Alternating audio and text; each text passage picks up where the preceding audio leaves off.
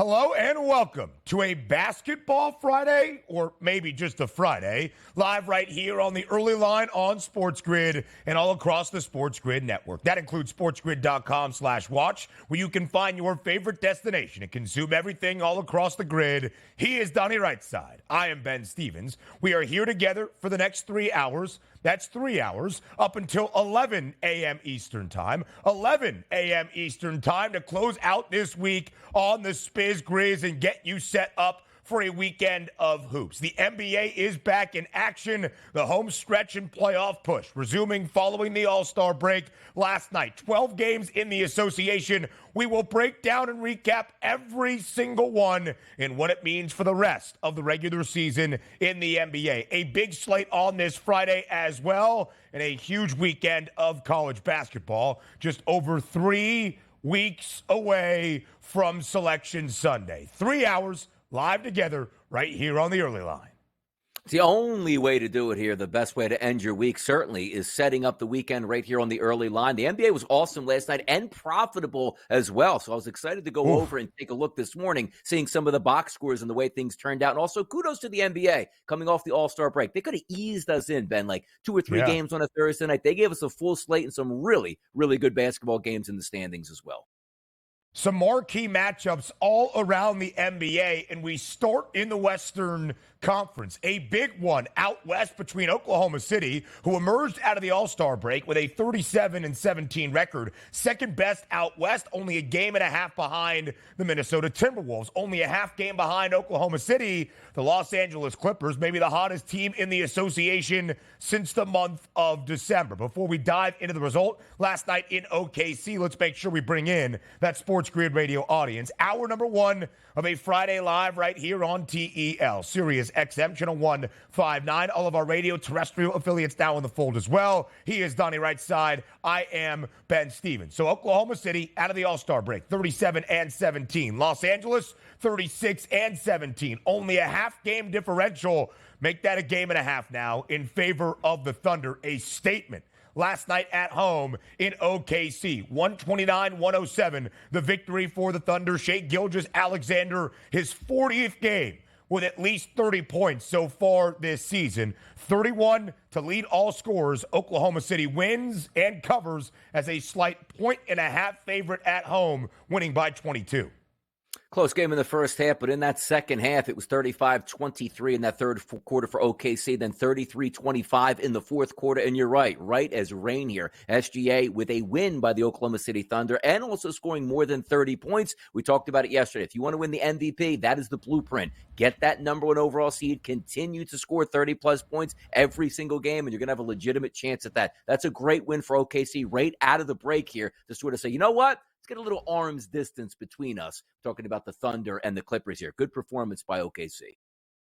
38-17 now for Oklahoma City. They will have a chance to look up at the Minnesota Timberwolves. I think we had a small technical glitch there. They will be looking up at the Minnesota Timberwolves by a game. The T-Wolves right now back in action tonight at home on a Friday against the Milwaukee Bucks. Let's keep it rolling around the Western Conference. The Dallas Mavericks pick up right where they left off after the All-Star break. The hottest team in the West entering the All-Star break. Winners of 6 in a row make that 7 straight for Dallas. Winning by 10 at home, 123-113 over the Phoenix Suns. Dallas closes as a 2-point home favorite. They cover that number behind a 41-point performance from Luka Doncic. 41, 11, and 9 by Luka, and shout out to FanDuel Sportsbook yesterday, getting it popping in this so-called second half of the NBA season by saying, we'll give you 55 points combined between superstars Luka Doncic and also Devin Booker. They combined for 76 points last night, a minus 200 boosted up to a plus 100. Fantastic stuff across the board. But this is why I took a look at the Dallas Mavericks here moving forward. If you get to the playoffs and your superstars are firing on all cylinders, you can do damage. And also conversely, Ben, from a Phoenix Suns perspective, right? Hey, look at this. The big 3 wasn't there. They lost another game. Come on now, Suns, get it together.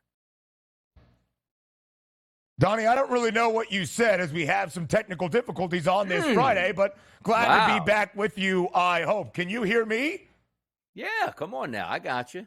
All right, let's keep it rolling then. The There you go. Yeah. Please flash the hand signals as we try to figure things out. Hopefully Connor Stallion's not watching the show. As we keep it rolling around the Western Conference, the Golden State Warriors, one game above 500 at the All-Star break. They won 6 of their previous 7 entering the All-Star break, and they keep it rolling on the other side. Make that 7 of 8. And the Warriors have covered in all 7 victories against the LeBron James-less LA Lakers last night. An 18-point victory for the Dubs at home, 128-110. Golden State covers as a 6-point home favorite in San Fran. That's what we figured was going to happen, right? Superstar sits out, other team gassed up and ready to go in a big-time conference battle in the Western Conference. He's going to be in that 9, 10, 8, or 7 seed here. That was a big-time win by the Warriors at this point by 18 points here. But shout out LeBron James, who basically told the Los Angeles Lakers fans, the Los Angeles Lakers front office, and his teammates alike, you know what? The All-Star game is way more important than actually down the back stretch here to improve our seeding here. Tough times here for the Los Angeles Lakers. Listen, the Lakers only 3 games above 500 as well. Right now, LA in the 9 spot, out west, Golden State in that 10th spot currently in the Western Conference standings. One final game to look at here in the association, and Nikola Jokic continues to make history. A 21-point performance, a perfect 10 of 10 from the floor, 19 rebounds, 15 assists, a triple-double for the Joker against the Washington Wizards. As Denver wins by 20, Nikola Jokic now, Donnie, the 3rd player in NBA history to record a triple-double against every other team in the NBA. Yeah, it's pretty impressive coming out in that second half, the unofficial second half of the NBA season, and just put away for the Wizards. But you're right, I saw that as well and said to myself, my goodness, that is an unbelievable feat. It lets you know that how many triple-doubles he actually has in his career. That's tremendous here, and completes it with an easy dub over those Wizards. We will continue our recap of all 12 games on the opening day following the All-Star break around the NBA throughout this opening hour. College basketball now. 21st ranked Washington State saying we shouldn't be booked as the dogs any longer. A 12.5-point dog on the road in Tucson. And Wazoo wins outright against 4th-ranked Arizona 77-74 in a thrilling second half in final 2 minutes of regulation. How about that? A 3-and-1 for a 4-point play, which lifts Washington State over Arizona. Payback? I don't think so here. How about a sweep for Washington State over Arizona this year in the Pac-12?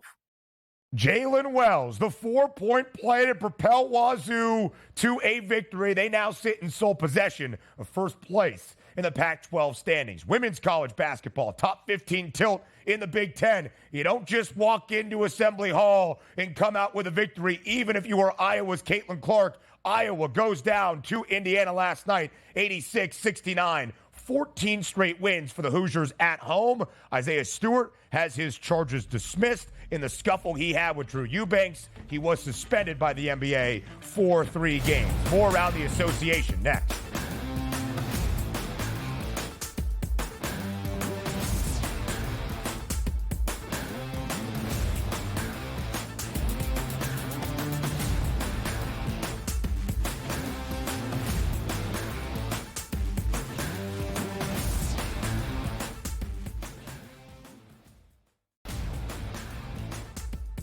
Johnny's a 19-point lead late in the opening half, only to squander that lead. Hall ball under Shaheen Holloway coming all the way back. All these guards start jacking up shots, and then Cioriano doesn't get the ball. Hey, Rick, how about stop throwing your kids under the bus and get your big man the ball, your best player, play inside out like you were doing earlier in the game, and you probably would have won. The Early Line, only on SportsGrid. This is going to fall 6, 7, or 8, right? This is going to fall 6, 7, or 8. 6 you lose, 7 you push, 8 you win. So it's going to come down to the end. And he missed the 3, and they are not going to foul. They're not going to foul. He just drove and scored, though. Oh, they gave up a dunk with 14.1 to go. In-game live, prime time, only on SportsGrid. Your gut says Miami is going to win, and you should take the over. Your gut also said your NFT selfies would only go up in value. They didn't. But your head is on SportsGrid and knows the QB is in concussion protocol. The backup has a 45 QBR against the zone coverage. The New York D has the most sacks in the league. So yeah, trust your head. It's smarter to be on SportsGrid. It felt during the year that there was a little bit of disconnect with Wilks and Kyle Shanahan. The total points allowed by Steve Wilks' defense the last 3 years before this, head coach for the Cardinals, they gave up the 26th most points, defensive coordinator for the Browns, 20th most points, and then Carolina, they gave up the 19th most points. Pharrell Coast to Coast, only on SportsGrid. Anyone that's been to a sporting event, the atmosphere before a game, I think Game Time Decisions has that same exact atmosphere. This is our arena. This is what we do. There is going to be an energy to Game Time Decisions that you will feel night in and night out. The excitement you get when you lock your bets in, when you're figuring out what you want to do, we can zone in on the biggest games each night. I want this to be the place that people come to before the game starts so they feel as ready as possible to lock in their cards. We are going to hit every single one of those markets that you need to know about. We're going to go through every single thing, and I've got a great team behind me that's going to help me get the job done. There is not going to be a better place, I promise you, than Game Time Decisions to get that new information, react to it, and be able to then bet accordingly. We will have everything at our disposal, and we will use that to our advantage. I'm Kevin Walsh. Tune into Game Time Decisions from 6 to 8 p.m. Eastern on SportsGrid.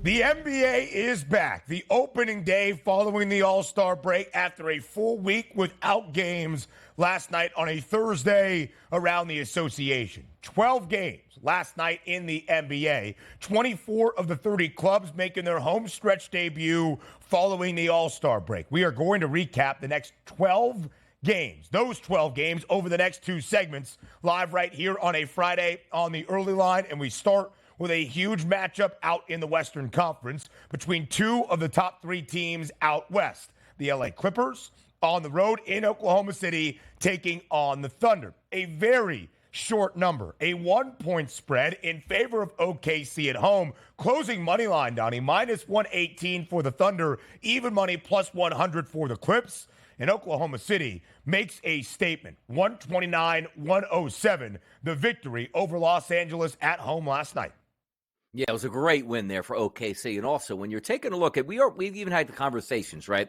How are these teams that we aren't expected to win a national, should I say, a NBA championship going to perform? Yeah. Because now the pressure starts to ramp up. And I think we can also agree, you know, a lot of the times you look at the NBA season, hey, it just starts here. The unofficial start is always like to call it Christmas Day. Then you get into the doldrums of January and February. But then you get in post All-Star break where the veteran teams lock in. You have that 7-day break. You come back for the start of the second half of the season, as we like to call it. And it's no longer a marathon season, Ben. It turns into a sprint. And how are the real teams, quote unquote, that we talk about, the Clippers being so talented, veteran-laden, with a guy in Kawhi Leonard who's won a championship before, going to hold up against teams like OKC, who maybe we think are just happy to be in it and lets you see what happens the rest of the way. This could have been one of those performances, Ben, that we saw 129-107 as a win by the Clippers going, yep, this is what we expected. The big three is going to show up playing great basketball. Boy, oh boy, they're going to be hell on wheels come playoff time. That was an awesome win for OKC last night, easily beating the Los Angeles Clippers with a big second half. And again, your superstar player, SGA,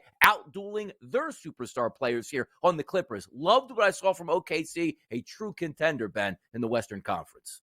A plus money for SGA, by the way, of plus 21, the best in the starting lineup. All five starters for Oklahoma City scoring in double figures. And keep an eye on Jalen Williams, the second-year player for Oklahoma City, 18 points, 6 dimes, 4 boards. He is doing everything necessary for OKC to be that true contender. Now 38-17, just a game back of the Minnesota Timberwolves, who start their home stretch tonight at home as a 4-point favorite against the Milwaukee Bucks. Oklahoma City, by the way, again, just a 1-point spread last night at home. The Thunder, the best cover team in the NBA. Now 34-20-1 against the spread. Oklahoma City and Orlando, the only 2 teams covering in more than 60% of their games. Let's keep it in the Western Conference. The Mavs were the hottest team out west entering the All-Star break, winners of 6 consecutive games.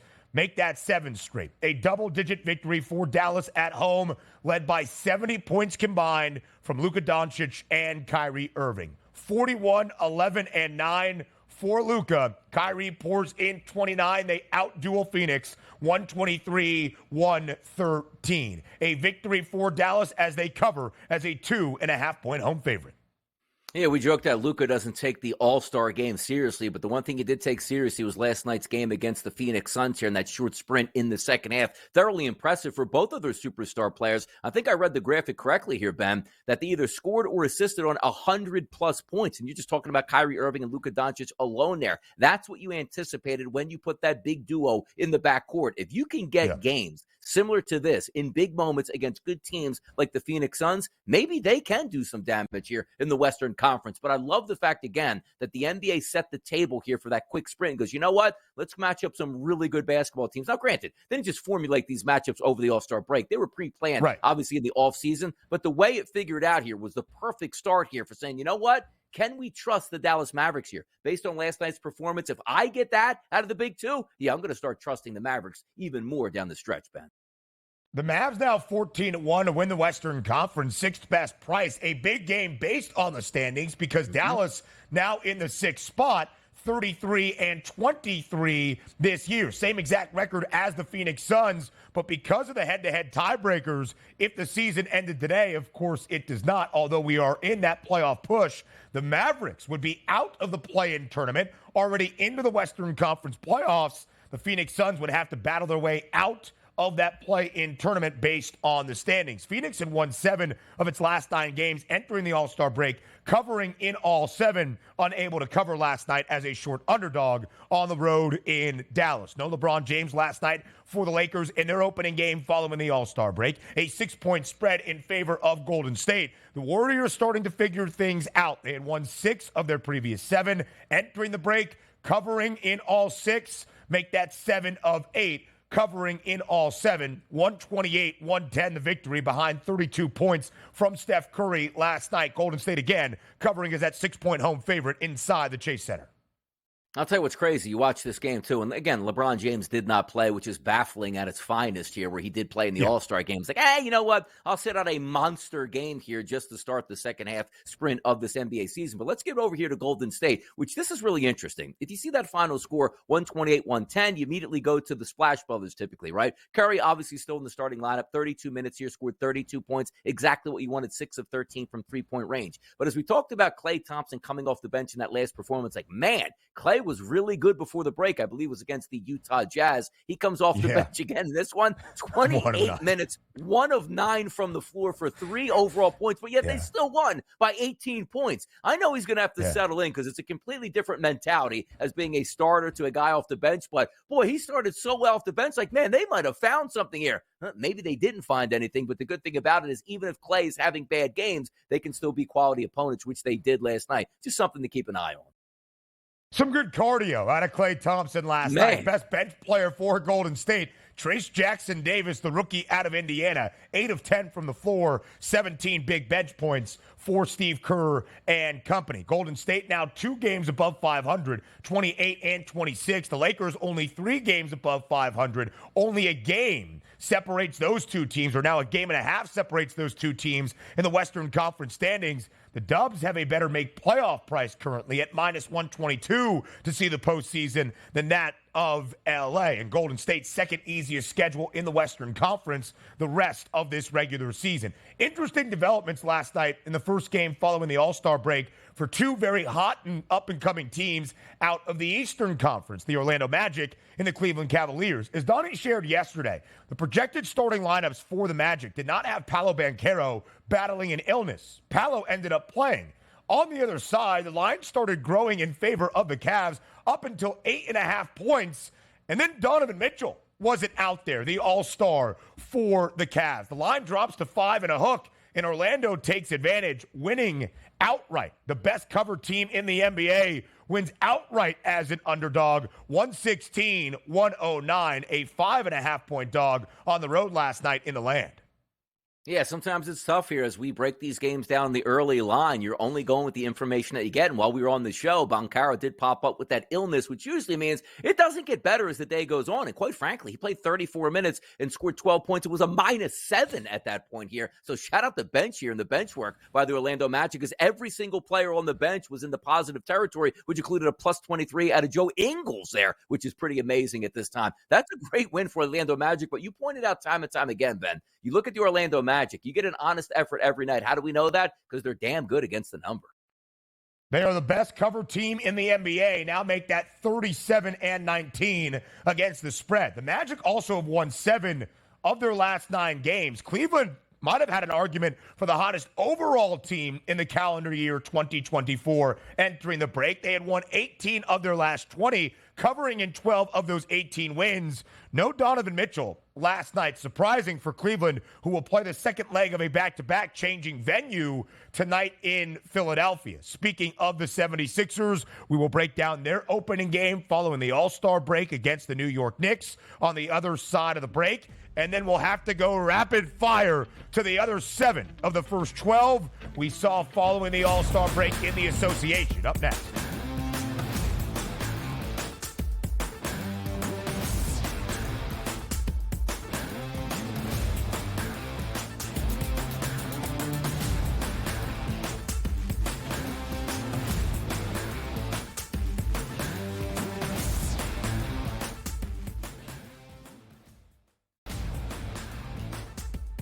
Johnny's a 19-point lead late in the opening half, only to squander that lead. Hall ball under Shaheen Holloway coming all the way back. All these guards start jacking up shots, and then Soriano doesn't get the ball. Hey, Rick, how about stop throwing your kids under the bus and get your big man the ball, your best player, play inside out like you were doing earlier in the game, and you probably would have won. The Early Line, only on SportsGrid. This is going to fall 6, 7, or 8, right? This is going to fall 6, 7, or 8. 6 you lose, 7 you push, 8 you win. So it's going to come down to the end. And he missed the 3, and they are not going to foul. They're not going to foul. He just drove and scored, though. Oh, they gave up a dunk with 14.1 to go. In-game live, prime time, only on SportsGrid. Your gut says Miami is going to win, and you should take the over. Your gut also said your NFT selfies would only go up in value. They didn't. But your head is on SportsGrid and knows the QB is in concussion protocol. The backup has a 45 QBR against the zone coverage. The New York D has the most sacks in the league. So yeah, trust your head. It's smarter to be on SportsGrid. It felt during the year that there was a little bit of disconnect with Wilkes and Kyle Shanahan. The total points allowed by Steve Wilkes' defense the last 3 years before this, head coach for the Cardinals, they gave up the 26th most points. Defensive coordinator for the Browns, 20th most points. And then Carolina, they gave up the 19th most points. Pharrell Coast to Coast, only on SportsGrid. Anyone that's been to a sporting event, the atmosphere before a game, I think Game Time Decisions has that same exact atmosphere. This is our arena. This is what we do. There is going to be an energy to Game Time Decisions that you will feel night in and night out. The excitement you get when you lock your bets in, when you're figuring out what you want to do, we can zone in on the biggest games each night. I want this to be the place that people come to before the game starts so they feel as ready as possible to lock in their cards. We are going to hit every single one of those markets that you need to know about. We're going to go through every single thing, and I've got a great team behind me that's going to help me get the job done. There is not going to be a better place, I promise you, than Game Time Decisions to get that new information, react to it, and be able to then bet accordingly. We will have everything at our disposal, and we will use that to our advantage. I'm Kevin Walsh. Tune into Game Time Decisions from 6 to 8 p.m. Eastern on SportsGrid.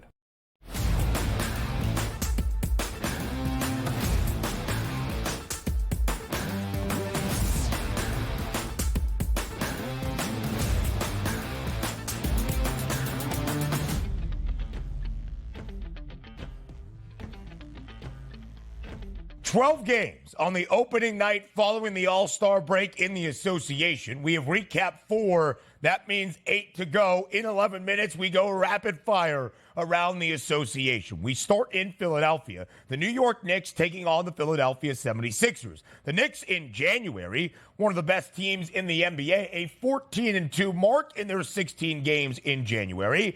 In February, not as good. 2-5, losers of 4 in a row. Entering the All-Star break, the 76ers without Joel Embiid lost 9 of their last 12 games entering the break. But the Knicks respond in game number 1 following All-Star weekend in the NBA. Make that 110-96. A victory for the Knickerbockers last night on the road in Philadelphia. And Donnie, as I said, previewing the game, if the Knicks are going to win outright as a very short underdog, the game is staying under, and it did, 228.5, that pregame total.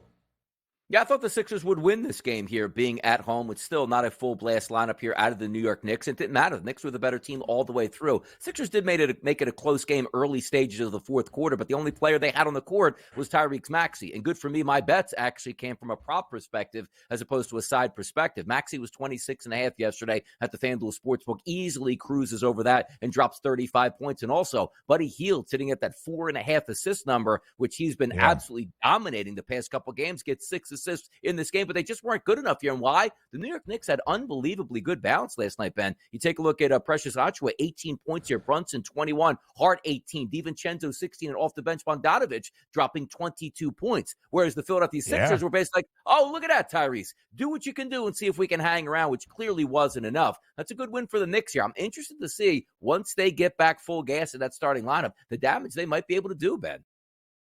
Yeah, it's going to be interesting as well. No Julius Randle, Bojan Bogdanović, that new acquisition from Detroit, paying immediate dividends off the bench. He's scored in double digits in all 3 games he has played in New York. Jalen Brunson, a double-double. Josh Hart, a double-double. Precious Achiuwa, a double-double as well. 35 big ones, though, out of Tyrese Maxey. The interesting thing for Philly, Donnie, 13 games now in this stretch into the All-Star break and following, where the Sixers have dropped 10 of those 13 without Joel Embiid for 11 of those 13 games. Elsewhere around the Eastern Conference, the best team in the NBA continues to look that exact part. The Celtics on the road in Chicago last night, the only team at the All-Star break that reached the 40-win benchmark with a 43-12 record, make that 44-12 as the C's go on the road to the United Center and win by 17, 129-112, covering as an 8.5-point road favorite.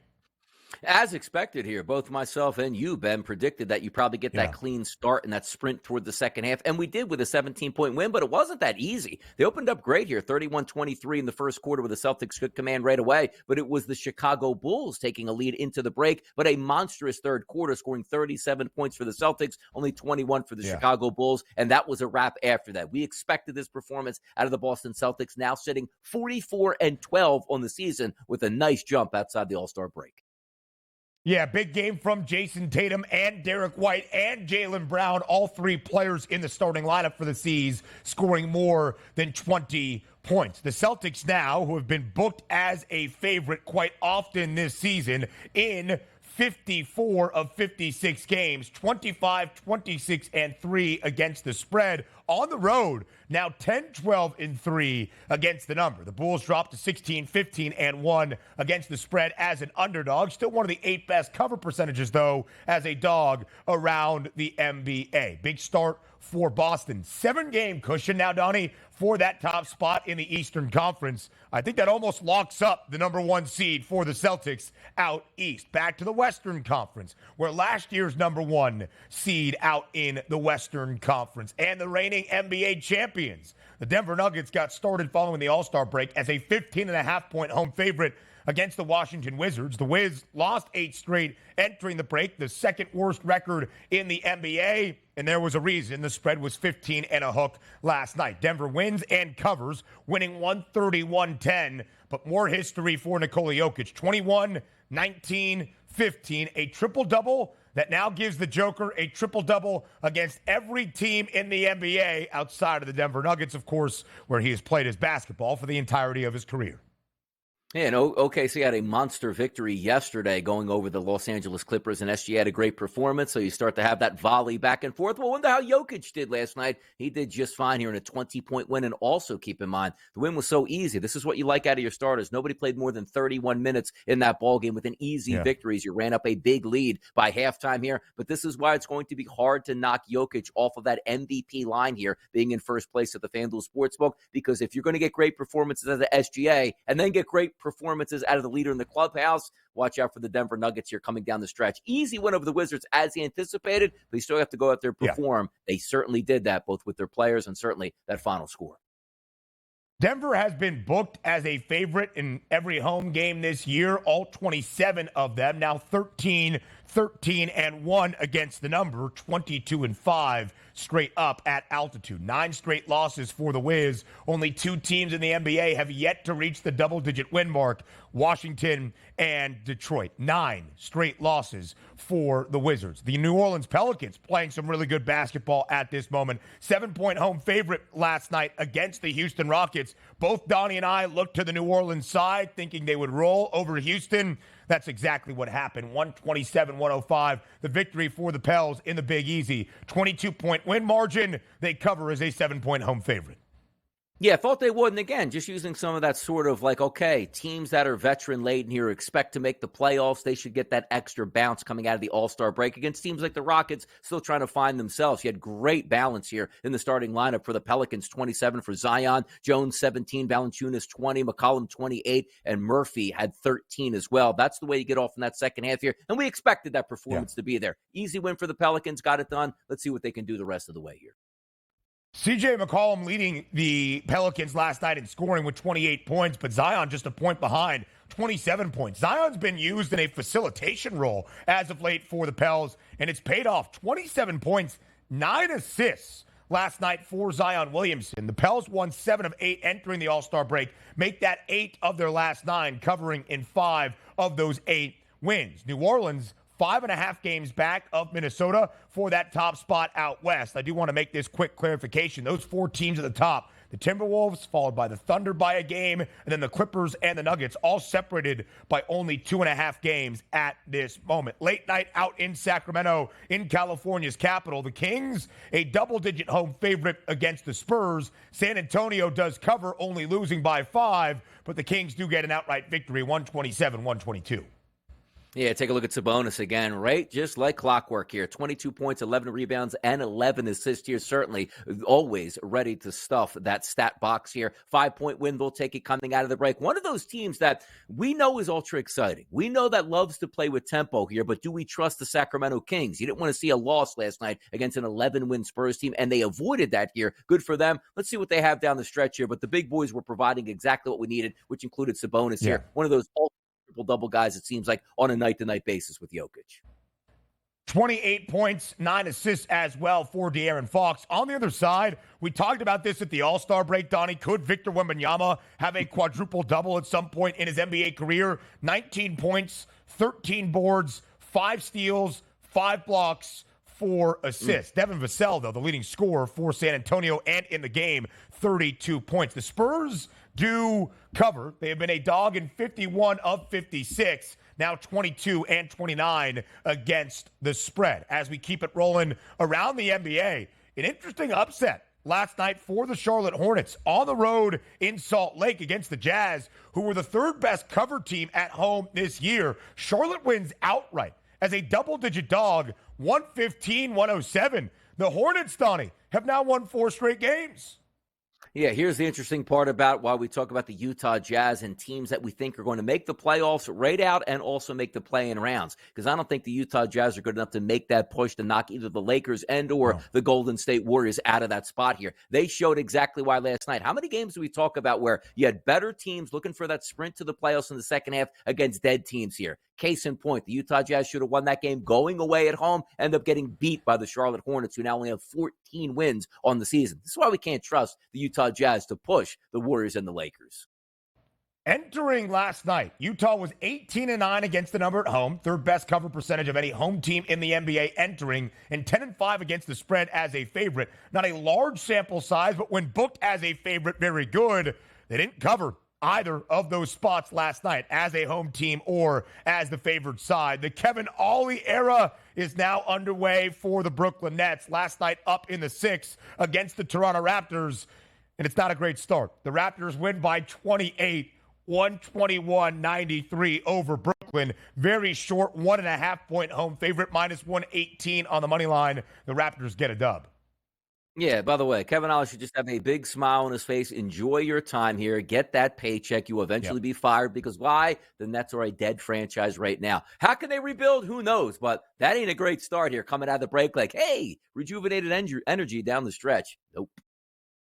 The Raptors lost 15 of 19 entering the break. The Nets have now lost 6 of their last 7. Not the greatest debut of Kevin Ollie's tenure as the head coach in Brooklyn. The Indiana Pacers, 12-point home favorite after all the fun festivities in Indianapolis over the weekend. Could the Pacers keep it rolling? They do. They win by 14, 129-115 against the Detroit Pistons, covering as a 2-point home favorite. Total was 246. I think it landed just a little bit less than that number with 244. Indiana now 13-1 against the spread as the favored side. Big picture conversation around the association next.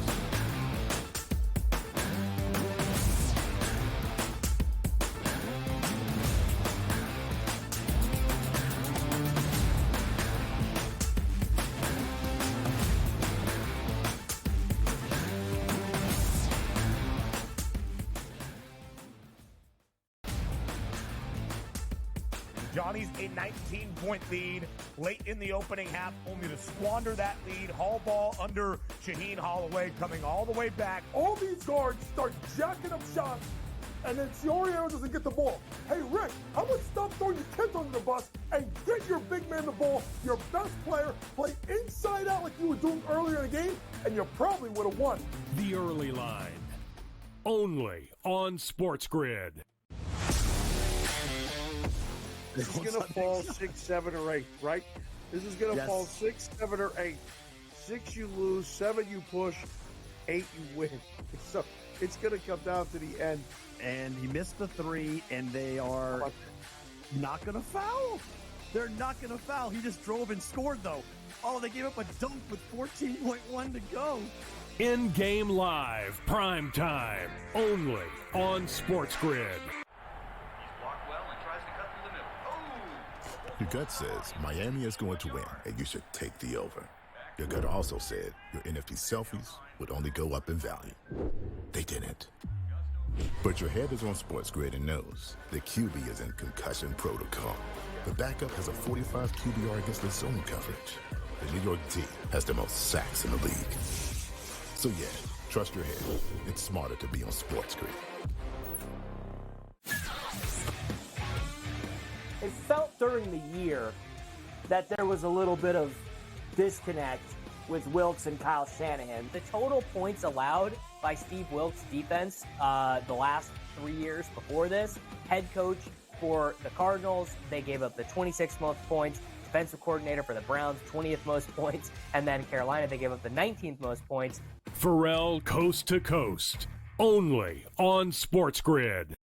Anyone that's been to a sporting event, the atmosphere before a game, I think Game Time Decisions has that same exact atmosphere. This is our arena. This is what we do. There is going to be an energy to Game Time Decisions that you will feel night in and night out. The excitement you get when you lock your bets in, when you're figuring out what you want to do, we can zone in on the biggest games each night. I want this to be the place that people come to before the games start so they feel as ready as possible to lock in their cards. We are going to hit every single one of those markets that you need to know about. We're going to go through every single thing, and I've got a great team behind me that's going to help me get the job done. There is not going to be a better place, I promise you, than Game Time Decisions to get that new information, react to it, and be able to then bet accordingly. We will have everything at our disposal, and we will use that to our advantage. I'm Kevin Walsh. Tune into Game Time Decisions from 6 to 8 p.m. Eastern on SportsGrid.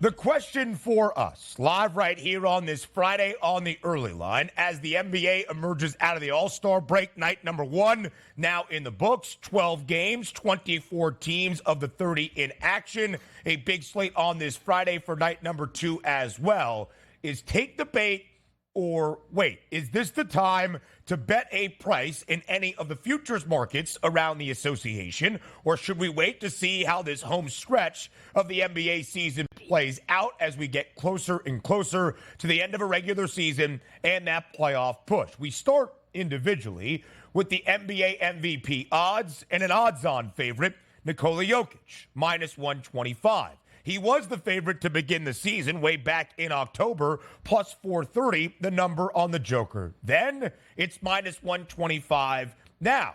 So take the bait or wait. Is this the time, Donnie Rightside, to bet Nikola Jokic to win his 3rd NBA MVP award in the last 4 seasons? No, we're going to wait this out here. Now, if you think Nikola Jokic is going to win the award from here on out, it's a minus 125 price. We talk about it so many times as handicappers. Why would you tie up a minus 125 for months and months and months on end? But if it was a plus 350, a plus 450, 550, you get the picture. It might be worth waiting for you. But also keep in mind, once again, I always say this, man. The FanDuel Sportsbook is not picking the actual winner of the MVP going, oh, look at that. FanDuel's really voting for Jokic right now. We better jump in before it gets too high. That doesn't happen. And also keep in mind, you see the big line swings, right? Sometimes to start the NBA season, the first 3 weeks of the season, wow, this guy's really good. We got to adjust those numbers. Then you hit that lull right around midseason, right up to the All-Star break, where it's like, okay, we still have a lot of time left. These guys are playing well, and outside of injury like Joel Embiid, we're not going to move them around enough. But as the games and also the appearances on national TV start to ramp up in big spots here, you are going to get some violent swings in these MVP races. I mean, heck, just yesterday, we were talking about can Jason Tatum be the face of the NBA at a 29-1 price. He's not even a 29-1 price anymore. It's like 40 to 50 to 1 at this point now. Yeah. So we are going to get those swings here. If you do like Jokic, I recommend not taking it because you know, Ben, there's going to be a stretch where maybe the Denver Nuggets and Jokic don't play all that well for a week and a half, and SGA really turns up the gas with OKC, and they would be neck and neck or maybe even flip to a favorite here. I would wait at this point on Jokic here, hoping to get a better number because of those swings we talk about. Now, I think Tom Vecchio made a really good point here on the show yesterday, on the first day following the All-Star break. We look for reasons why Nikola Jokic can't win the NBA MVP award anymore, having won 2 of the past 3, and we look for reasons why others can unseat him. Shai Gilgeous-Alexander, 30-point performance after 30-point performance, maybe leading to Oklahoma City being the 1 seed in the Western Conference. Luka Doncic is going berserk as of late. 41 points, 11 dimes, 9 boards last night for the Dallas Mavericks. But I think if Nikola Jokic is going to win the NBA MVP award, there is nothing really that can happen outside of injury because Nikola Jokic, based on performance, is doing exactly what we expect him to do each and every night. A walking triple-double, making history once again yesterday. He has had a triple-double against all other 29 teams in the association. He was perfect from the floor, 10 of 10 last night, 21 points, 19 boards, 15 dimes.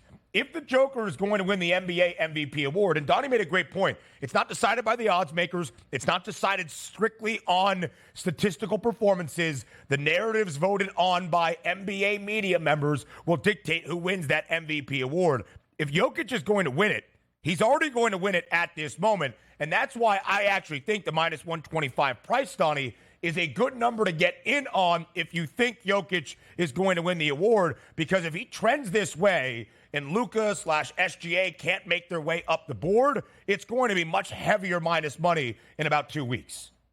No, and you're right about that, because we do think he's the best overall player in the NBA, and depending on where Denver finishes up, and rightfully so, he's going to put up crazy statistics. But even at that price point, you never can factor out, hey, Luka goes down with a high ankle sprain and he's going to miss 4 to 5 weeks here. Let's just get him rested up for the playoffs. So all that does factor in, which is why I see that minus money price now. So you know what? It's maybe worth it. If I missed out and he does win it, let's just say I bet $125 to win $100 back, then so be it at that point here. But if I think I might be able to get a plus 150 with like 2 weeks to go in the season, I'm much more willing to wait on that price point right now. I don't think anybody's knocking the fact that we don't think he can win it here. I just always take a look at how surprising, and we all said in the notes there, like Joel Embiid last year, the 6-1 price, screaming down the stretch, and getting that MVP. We always say it, and you're right about that. Tom Vecchio did make a great point yesterday. We take a look at the greatest players and think, like, you know what?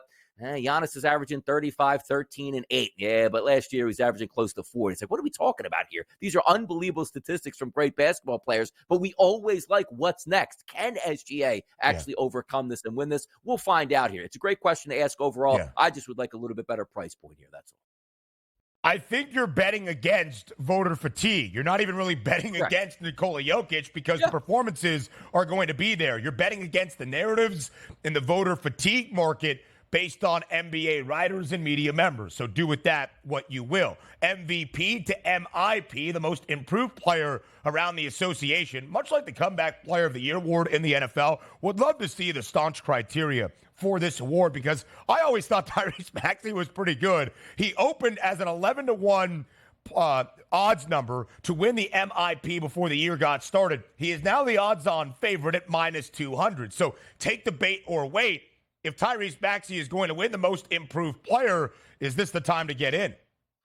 This is the time to get in right now. It really is. So if we take a look, I'm looking live updated here, numbers at the FanDuel Sportsbook. Maxey is a minus 200 price as it's listed to win this. Yeah. And you say, Don, you're going to contradict yourself. You just said you didn't want to take Nikola Jokic here as the MVP because it's a minus money price. Well, also, let's understand the consequences here with the Philadelphia 76ers that are quite frankly playing out right in front of our eyes. The Sixers are a lost cause without Joel Embiid. They have one guy who can take a game over, and that's Tyrese Maxey, and he did last night, and they still lost that basketball game. So if we try to take a look at, let's just say, the final 20 games of the season, which we don't think Joel Embiid will be back for, well, who's going to be piling up numbers north of 25 points every single night for the Sixers, just being that stat hoarder? That's going to be Tyrese Maxey. Sure, Kobe White, Kuminga, Şengün, Williams, Barnes. I get it here. But if I have one guy that's going to be able to say, you know what, if I want to shoot 30 times tonight, I'm allowed to do that. Those numbers will pile up. It's Tyrese Maxey for me. Even if the price point isn't great, the path for him is tremendous here, Ben.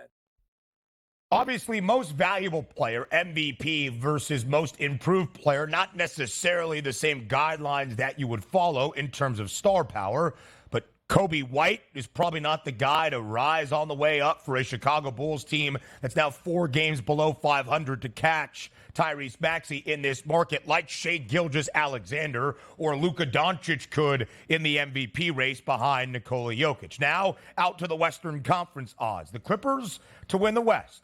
12-1 before the year. Always optimism on LA. A moving market after the James Harden trade where it seemed like things would not work. It now certainly has. Plus 240 for the Clips to win the Western Conference. Second best price behind the Denver Nuggets. Is this the time to get in on the Clippers if you think the ceiling is a Western Conference championship? It probably is, because why? You saw them come out of the break here, and those numbers would have been different odds-wise at the FanDuel Sportsbook if they handled their business and beat OKC, therefore gaining another game to try to catch up to them. But they lost last night, which, again, is those buy signs. We talk about in the college basketball, right? Like, hey, is now the time to take UConn fresh off of a loss if their numbers decrease here, or maybe they stumble the next couple games? Because you don't want to take these guys when they're hot. Like, hey, the Clippers won 13 straight. This is the lowest number they had all season. Take them now. You know how that works out. Then they lose the next 3 of the 4 games. You could have gotten another $3 price tag back on that, but you didn't wait in time. But if we're taking a look at the Clippers now, now's the time to strike where they just lost, and the number should be maybe as low as it's going to get if you think they're going to win it, because we're not talking about 60 games left on the schedule. Let's just call it 20 here. Oh, let me wait for another 3-game losing streak for the Clippers here. Well, that number can get as good as you want there. If they're going to be 5 games back with 15 to play, they're also going to raise the white flag bet and go, you know what? We can't get the 1 seed. We're not playing our superstars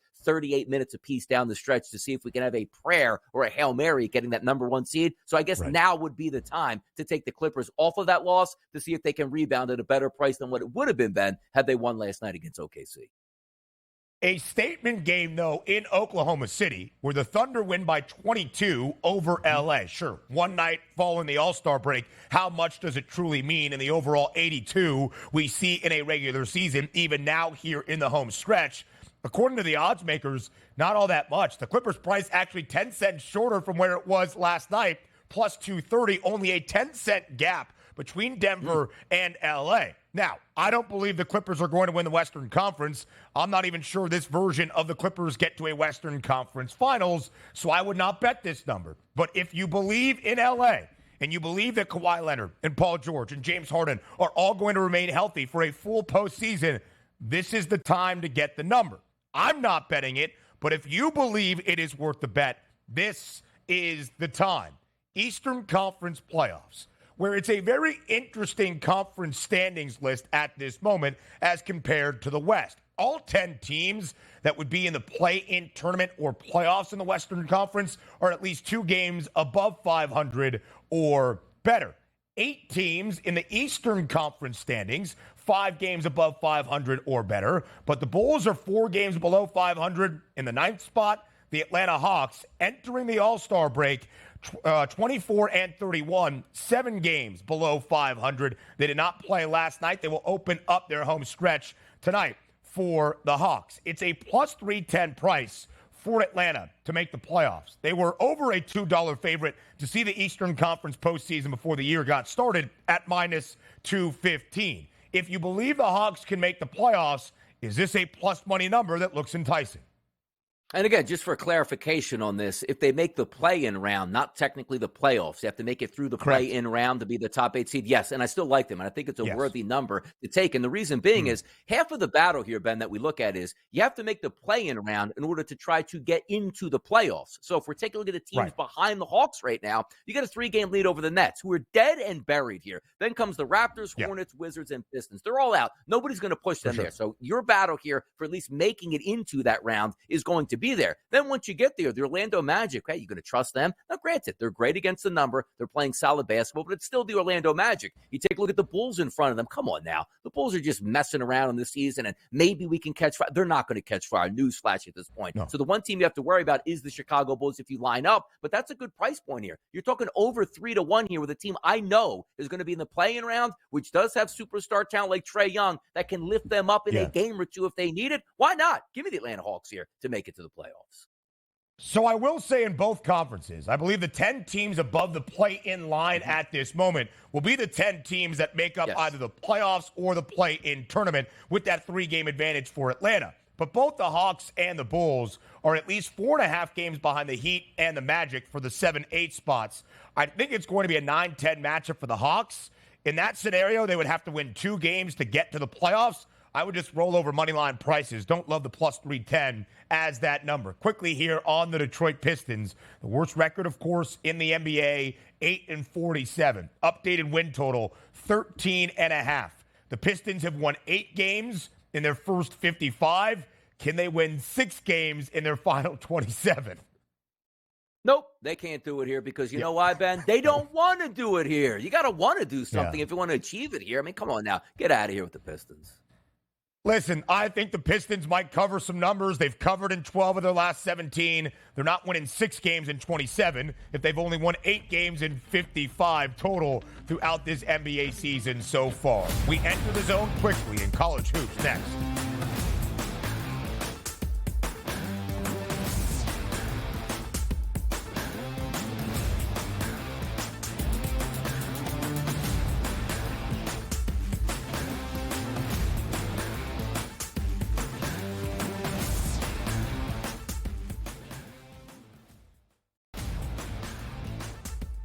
Johnny's a 19-point lead late in the opening half, only to squander that lead. Hall ball under Shaheen Holloway coming all the way back. All these guards start jacking up shots, and then Cioriano doesn't get the ball. Hey, Rick, how about stop throwing your kids under the bus and get your big man the ball, your best player, play inside out like you were doing earlier in the game, and you probably would have won. The Early Line. Only on SportsGrid. This is going to fall 6, 7, or 8, right? This is going to fall 6, 7, or 8. 6 you lose, 7 you push, 8 you win. So it's going to come down to the end. And he missed the 3, and they are not going to foul. They're not going to foul. He just drove and scored, though. Oh, they gave up a dunk with 14.1 to go. In-game live, prime time, only on SportsGrid. Your gut says Miami is going to win, and you should take the over. Your gut also said your NFT selfies would only go up in value. They didn't. But your head is on SportsGrid and knows the QB is in concussion protocol. The backup has a 45 QBR against the zone coverage. The New York D has the most sacks in the league. So yeah, trust your head. It's smarter to be on SportsGrid. It felt during the year that there was a little bit of disconnect with Wilkes and Kyle Shanahan. The total points allowed by Steve Wilkes' defense the last 3 years before this, head coach for the Cardinals, they gave up the 26th most points, defensive coordinator for the Browns, 20th most points, and then Carolina, they gave up the 19th most points. Pharrell Coast to Coast, only on SportsGrid.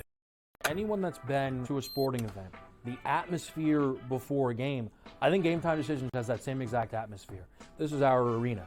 This is what we do. There is going to be an energy to Game Time Decisions that you will feel night in and night out. The excitement you get when you lock your bets in, when you're figuring out what you want to do, we can zone in on the biggest games each night. I want this to be the place that people come to before the games start so they feel as ready as possible to lock in their cards. We are going to hit every single one of those markets that you need to know about. We're going to go through every single thing, and I've got a great team behind me that's going to help me get the job done. There is not going to be a better place, I promise you, than Game Time Decisions to get that new information, react to it, and be able to then bet accordingly. We will have everything at our disposal, and we will use that to our advantage. I'm Kevin Walsh. Tune into Game Time Decisions from 6 to 8 p.m. Eastern on SportsGrid.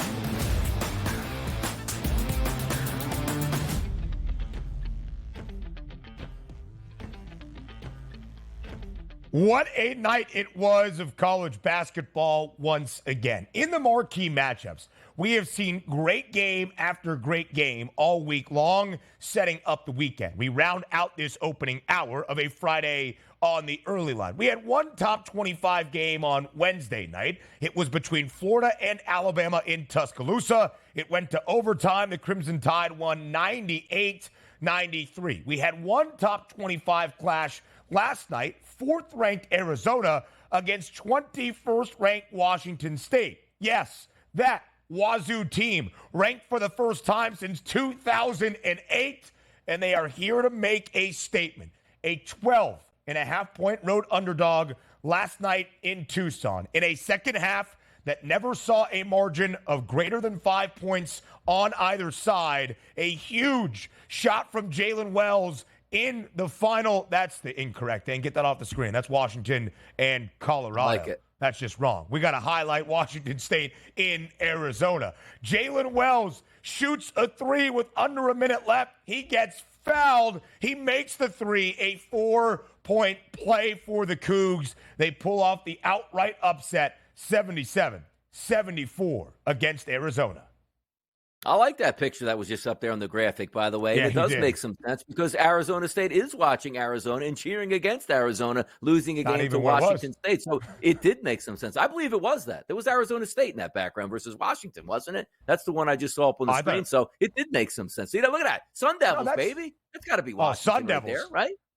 Yeah. I got bad eyes. That. That's on me. That looked like a Colorado jersey to me. I'm not good at saying. Yeah. Listen, both teams rooting against their in-state rivals yesterday. Tough one for the Huskies. Great for Arizona State in that territorial battle against Arizona. But it was Washington State against Arizona. And I do want to highlight Kyle Smith and his club because Wazoo having a historic season on the Palouse. They have been great as an underdog in Pac-12 play. When will the odds makers catch up? We'll talk about it when Hour 2 starts in less than a minute.